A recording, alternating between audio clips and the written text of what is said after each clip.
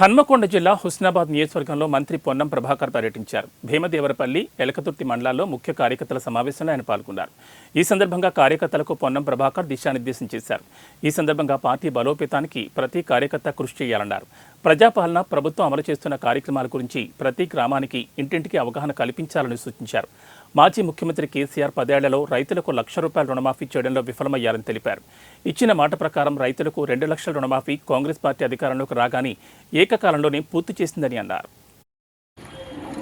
రాబోయేటువంటి స్థానిక సంస్థల ఎన్నికలు మీ అందరి ఆశీర్వచనంతో నేను ఎమ్మెల్యే అయినా, అధికారంలోకి వచ్చినాం, మంత్రి అయినాం. సంవత్సర కాలంగా మనం చాలా పనులు చేసుకున్నాం. ఇంకా కావలసినవి ఉన్నాయి. 5 ఏళ్లలో ఒకటే ఏడాది అయింది. కానీ ఈ మధ్యలో స్థానిక సంస్థల ఎన్నికలు వస్తాయి కాబట్టి స్థానిక సంస్థల్లో మనం ఎట్లా గెలవాలి అనేటువంటి ఆలోచనకు సంబంధించి నా ఎన్నికల్లో నేను ఎట్లా శ్రమపడ్డానో మీ ఎన్నికల్లో నేను అట్లా శ్రమ పడతా. కానీ మీరు కూడా శ్రమ పడాల్సి వస్తుంది.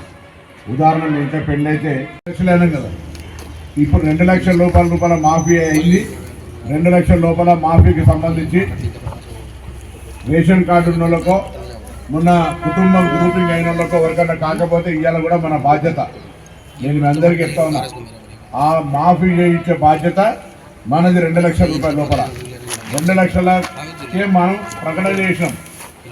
కుటుంబానికి 2